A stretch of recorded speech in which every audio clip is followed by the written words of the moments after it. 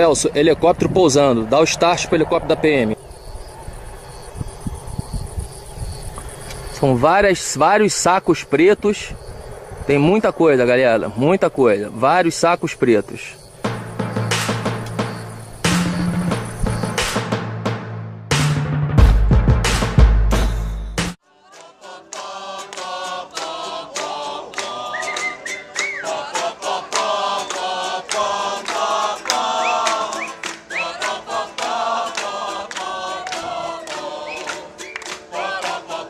A Polícia Federal e a Polícia Militar do Espírito Santo divulgaram que no dia 24, divulgaram no dia 25, uma segunda-feira, que na véspera tinham feito uma apreensão de 445 quilos de pasta base de cocaína que tinham sido transportados por um helicóptero. Aí a grande surpresa da ocasião foi que se soube que esse helicóptero pertencia ou pertence à família Perrella. Os políticos envolvidos são políticos importantes em Minas Gerais, são políticos conhecidos pelas ligações que têm com uma pessoa que se apresenta hoje como candidato a presidente da República. Define uma palavra, cruzeiro. Uma palavra só. Paixão. Dinastia. Perrella? Aécio Neves. Amigo. O helicóptero do deputado Gustavo Perrella, filho de Zezé Perrella, saiu do Paraguai, fez um pouso em hotel fazenda de luxo em Jarinu, interior de São Paulo, onde deixou uma parte da droga, e no dia seguinte pousou em uma fazenda em Afonso Cláudio, Espírito Santo, onde houve o flagrante. Foram presos o piloto Rogério Almeida Antunes, funcionário da Assembleia Legislativa de Minas Gerais, o copiloto Alexandre José de Oliveira Júnior, o empresário Robson Ferreira Dias e o jardineiro Diélio Rodrigues. É a segunda maior apreensão de droga lá do Espírito Santo, uma das maiores que já houve no Brasil, de quase meia tonelada de pasta base de cocaína. Ihu! Estilo tu é doido, maluco. Essa investigação, vou dizer, é uma pena que ela acabou, que a Polícia Federal fez questão de livrar todo mundo, que o procurador saiu, mas o maior prejuízo é que ela realmente poderia contar melhor a história do tráfico no Brasil. Será que tem muita droga aí, meu irmão? Tem. Vamos lá, a gente vai lá, você precisa fazer uma cópia, Há uma tendência muito grande do processo ser anulado. E ele sendo anulado, o helicóptero perde a razão de ser. É como se não tivesse havido esse tráfico. Nos dias seguintes ao da apreensão, ao da divulgação pela Polícia Federal, os fatos foram todos jornalisticamente, os fatos divulgados, jornalisticamente muito relevantes, surpreendentes. Então você descobre que o piloto ele era funcionário da Assembleia Legislativa de Minas Gerais. O próprio deputado autorizou o transporte, dizendo que não sabia do que se tratava, mas autorizou que se fizesse esse transporte. Aí começa a ter algumas informações não confirmadas de que a cocaína teria vindo do Paraguai e iria para a Europa. Então torna essa apreensão ainda mais, vamos dizer assim, relevante do ponto de vista criminal, porque é tráfico internacional. Mas a imprensa em geral, ou a imprensa, a chamada grande imprensa, não deu bola para isso. Não deu bola. Ela tentou esconder o caso, esconder rapidamente, falava muito pouco, não falava muito das ligações políticas do senador Zezé Perrella. Não houve divulgação na mídia impressa, por exemplo, ou na televisão da liberação dos traficantes. Uma liberação feita no dia em que eles prestariam o depoimento ao juiz. O juiz não quis ouvir o depoimento. Poderia ter ouvido o depoimento e liberado depois, mas não. Antes que a audiência começasse, ele veio com a decisão de que não iria ouvi-los. O procurador, então, ele simplesmente abandona o caso, insiste para o caso e diz o seguinte: olha, eu não posso porque agora eu sei de fatos, ouvi coisas que me fazem testemunhas de defesa dos traficantes. Então é uma coisa absurda, entendeu? A pessoa sai da condição de acusador para ser testemunha de defesa dos traficantes. Você imagina, por exemplo, num outro caso famoso, o caso do Mensalão. Você imagina o procurador da República, na época, o Gurgel, ou mesmo o anterior, ele simplesmente, depois de iniciada toda a acusação, ele diz, olha, não posso mais, eu agora vou ser testemunha de defesa dos acusados. É um total escândalo. Quer dizer, mostra a disposição do órgão de acusação, aquele que deve fiscalizar, aquele que deve acusar, mostra ele, na verdade, preocupado em livrar a cara das pessoas.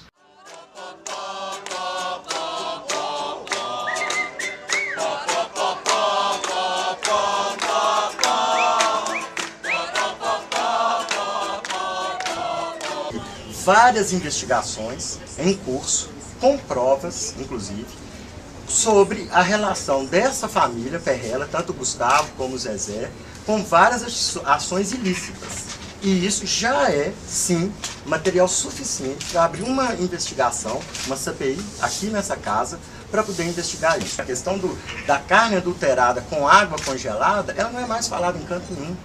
A questão dos 2,5 milhões numa verba estadual dedicada à família, à empresa deles, não é mais falada. Nós temos o medo que essa questão de 450 quilos de cocaína dentro de um helicóptero de um deputado estadual, numa fazenda, num senador, isso cai no esquecimento muito rápido. Uma pessoa que você precisa jogar luzes, entendeu? Porque eu diria, o que se diz no Estado, que ele é financiador das campanhas, grande financiador das campanhas, ele tem casos, processos hoje respondendo no Ministério Público por improbidade administrativa, porque as empresas que ele tem prestam serviços para o governo do Estado a preços superfaturados. Suspeita de irregularidades no enriquecimento do suplente de senador em Minas e presidente do Cruzeiro, Zezé Perrella. O Ministério Público quer saber como ele conseguiu comprar uma fazenda avaliada em 60 milhões de reais. Na propriedade, o Cartola planta e estoca grãos, tem uma floresta de eucalipto, uma fábrica de ração, cria gado e suínos. A sede, ampla e luxuosa, tem piscina e pista de pouso para aviões com até 15 passageiros. Hoje a remuneração bruta de um deputado estadual é de R$23 mil. Perrella ocupou uma cadeira na Assembleia Legislativa de 2006 a 2010. Também foi deputado federal de 99 a 2003. O Ministério Público quer saber de onde veio o dinheiro para o patrimônio se multiplicar tão rápido. O senador Aécio Neves impôs ao ex-presidente Itamar Franco, quando candidato ao Senado, que tivesse como suplente o Zezé Perrella.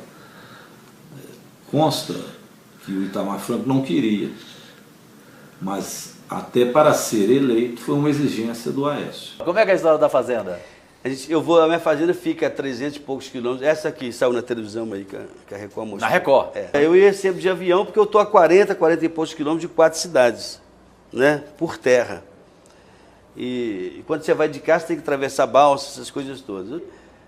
Resolvo ir numa cidade do lado lá, que chama Paineiras. Estava eu e meu diretor de futebol. Chegando lá e tomamos umas pinguinhas, né? Evidente. Voltando, fazenda? Cara, eu não achava fazenda nem pro diabo. Cheio Você de eucalipto, dirigindo? entroncamento, eu dirigindo. Tinha uns caras bebendo lá, eu parei. Falei com o cara assim,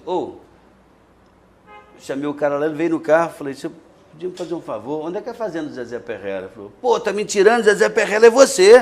Falei, eu sei que eu sou eu, caramba, eu não sei onde é que é a minha fazenda. Então, eles são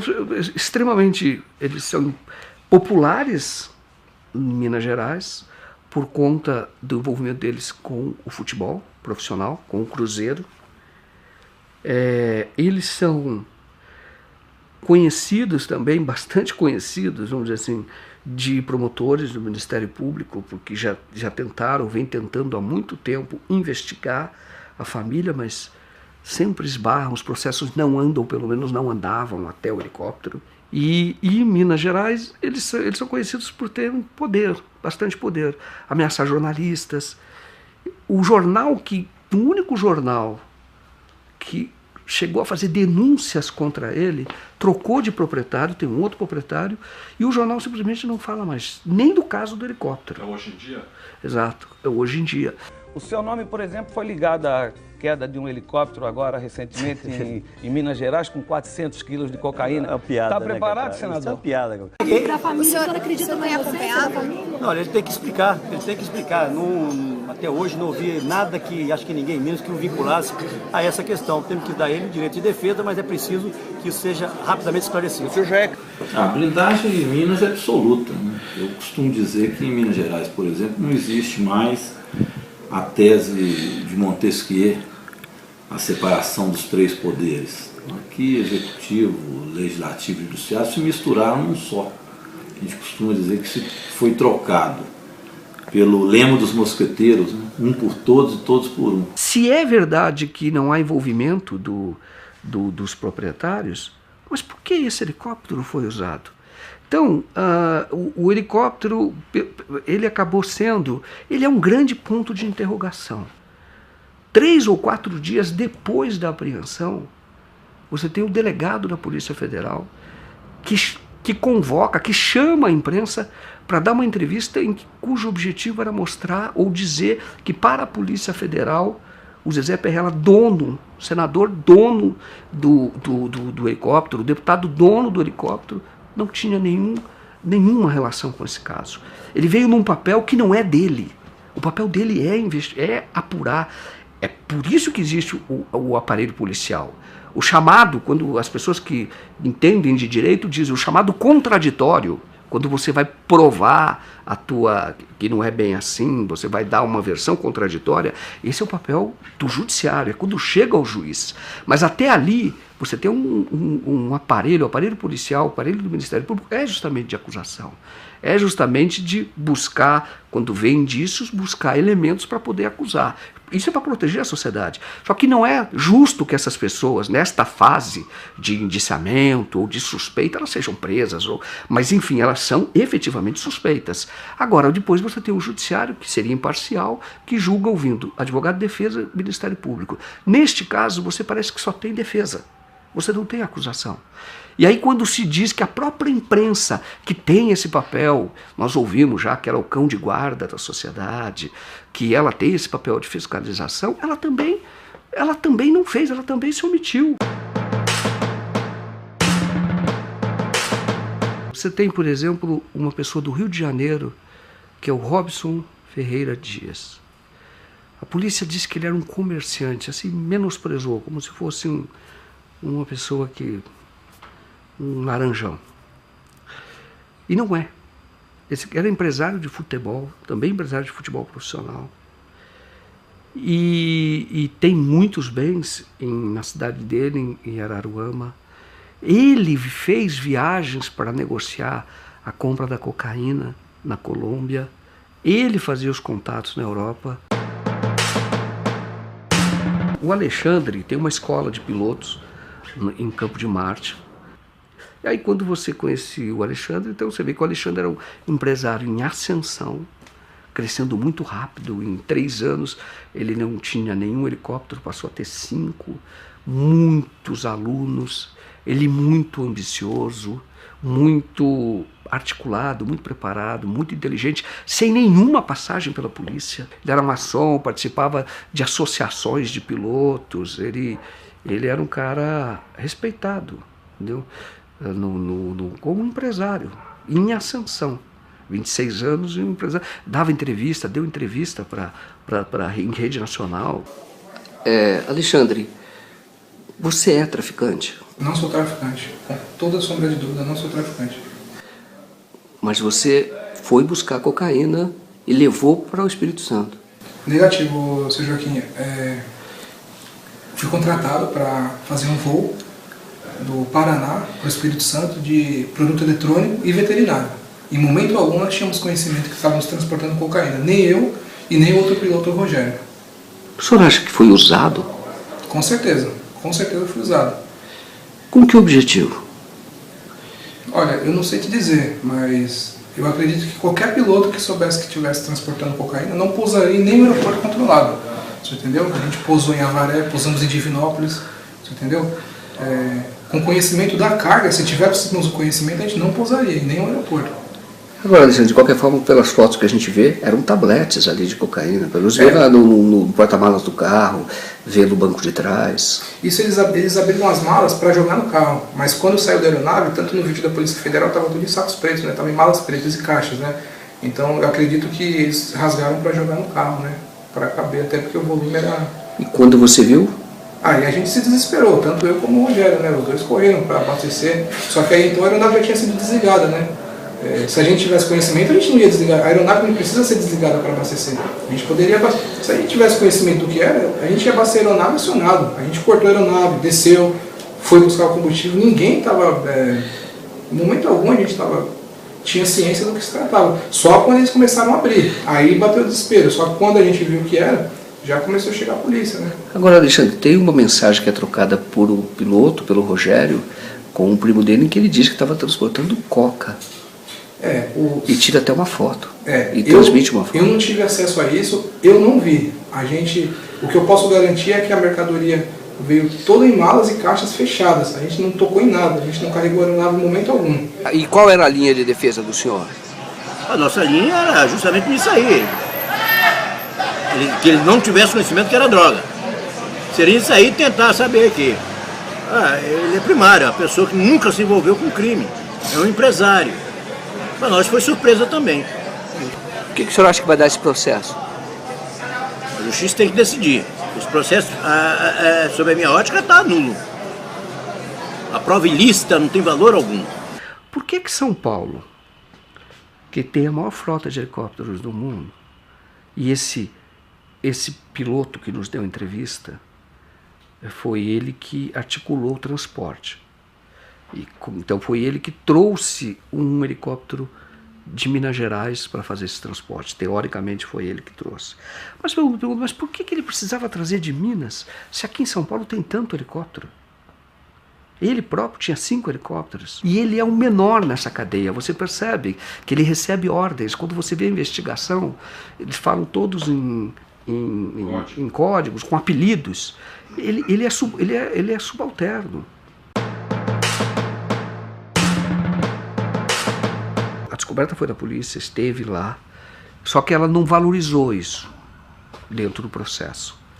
Porque a droga, pela legislação, o próprio território do hotel, por ter guardado a droga, está sujeito até confisco, assim como o helicóptero. E então são pessoas que são empresários, sem nenhuma passagem, riquíssimos, são donos do hotel. Num Jeep verde, eram 3 homens que vieram até o helicóptero, pegou o Jeep e levou para dentro do hotel. Estavam todos em malas pretas, em sacolas pretas grandes. Foram todas para o hotel. No dia seguinte ele volta lá, pega de novo, só que havia menos sacolas, 3 sacolas a menos. Volta de que horas vocês pararam em Jarinu? Isso, quando veio e descarregou. Do Campo de Marte para Jarinu dá 15 minutos. A gente chegou lá no meio de 15 mais ou menos, no domingo. Isso quando estava indo, pegando a mercadoria. Exatamente. Mas e quando descarregou a mercadoria, era que horas? Era por volta de umas 4h30, 5 da tarde. De sábado? De sábado. E você sabe quem são as pessoas que pegaram essa droga? Não sei quem são as pessoas. A única coisa que foi passada é que ia ter um Jeep e iam ter 3 pessoas para receber. Um Jeep verde e 3 pessoas. Né? Segundo ele, era funcionário dele da 25. Então a gente pousou no Hotel Fazenda, em momento algum a gente pousou no local escondido, pousamos no local. Eu e o Rogério, outro piloto, a gente não tinha conhecimento do que estava transportando. A gente sabia apenas que era produto eletrônico e veterinário. Em momento algum a gente desconfiou que era droga. Você acha que os donos dos hotéis sabiam que estava sendo descarregada essa mercadoria lá? Eu não posso afirmar para o senhor. Não posso afirmar isso. Até porque eu não conheço os donos do hotel. Né? Eu fui contratado pelo rádio e foi a única pessoa que eu tive contato. Né? Então quando você vê esse helicóptero, você vê a escola de helicóptero, o cara crescendo muito, o empresário. Você vê outro empresário de futebol do Rio de Janeiro. Aí você vê esse hotel, é grandioso esse hotel. Tem shows do Bruno e Marrone, aquelas coisas bem grandes, sabe? Vai muita gente lá, entendeu? Aí quando você vê isso, você fala, cara, olha que oportunidade que a gente tem de contar bem a verdadeira história do tráfico. Entendeu? Esse hotel é algo que a gente deve aprofundar, nós como jornalistas devemos aprofundar. Eu fui até um ponto, vou dizer que ainda não fui além, porque nós iríamos muito à frente da polícia. E nós não temos os instrumentos para fazer isso. Entendeu? É uma investigação virgem que a gente vai na frente, totalmente na frente, porque essas pessoas sequer foram acusadas, sequer foram mencionadas.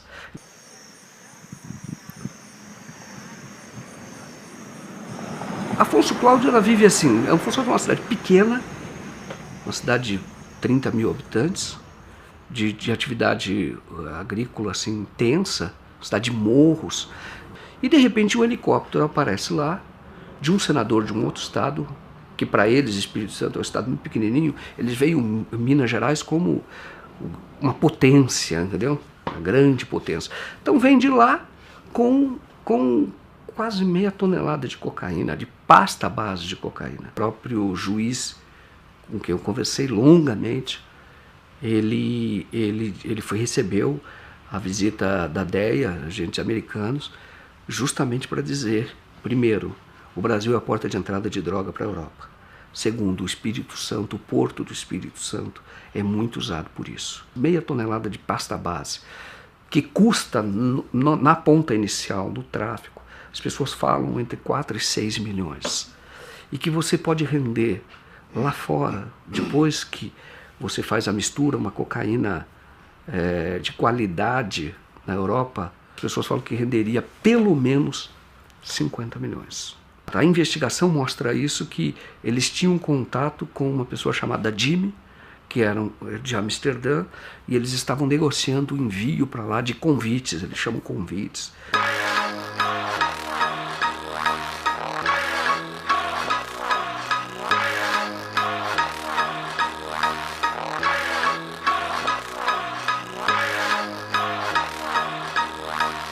A investigação parou. Os caras foram soltos. Foram soltos sem pagar fiança, sem exigir, por exemplo, tornozeleira, que poderiam ficar em tornozeleira, sem nenhuma obrigação de comparecer mais à justiça. O helicóptero pode ser devolvido para a família Perrella. A droga vai ser queimada, mas ninguém tem certeza que se o que vai ser queimado será a mesma droga. Aí diz, olha, e como é que fica a sociedade? Por que estamos fazendo tudo isso? Agora, impressionante é que se hoje você for em qualquer presídio, feminino sobretudo, a maior parte das pessoas que estão nesses presídios, presos como ratos, assim, de superlotação, a maior parte é por tráfico de drogas. A maior parte. Mas olha que contradição. São as pessoas pegas com meio quilo, às vezes até para consumo próprio, essa é a discussão. Essas estão presas, mas presas por 10 anos, por 12 anos. Entendeu? Arrebentou totalmente. É isso que o Brasil está aprendendo. Então, como é que o senhor, como político, recebeu aquela apreensão de drogas no Espírito Santo? Como é que Minas tem tratado isso? O que nos choca nisso são as diferenças de tratamento. Nem o piloto, após um flagrante de 445 quilos de pasta base de cocaína, nem o piloto está preso, que foi pego em flagrante. Mas nós temos um jornalista que, por editar matérias que não são do interesse do senador Aécio Neves, está preso há mais de 4 meses, doente, teve infarto, está na enfermaria do hospital, não foi condenado a absolutamente nada, está preso. Nós temos ainda em Minas Gerais, já condenado por 102 anos de cadeia, assassinos e o mandante do assassinato da chacina de Unai, que assassinaram na época 7 sem-terras. Eles já foram condenados a mais de 100 anos de cadeia e estão soltos por habeas corpus, que lhes dá o direito de responder. Aliás, já foram condenados, estão em liberdade para fazer o recurso deles em liberdade, e já condenados. Esses conseguiram habeas corpus. E o jornalista não consegue um habeas corpus. Então nós temos aqui preso político, nitidamente preso político. Aqui está tudo dominado.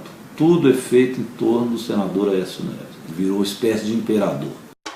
Zezé, a maior torcida de Minas é a do Atlético. Não tem nem comparação, né, Calil? A do Cruzeiro é muito maior. E a camisa mais linda do Brasil também é do Atlético. É isso, rapaz. Azul é azul. Desculpe, mas quer ver eu acabar fácil com essa discussão? Pra vocês, quem vai ser o melhor governador pra Minas? Anastasia, porque a Anastasia tá com a S desde o primeiro dia. E ajudou Minas a crescer, né? Esse caso do Helicoca foi, na verdade, um grande aviso. Olha, o crime compensa. O grande crime compensa no Brasil.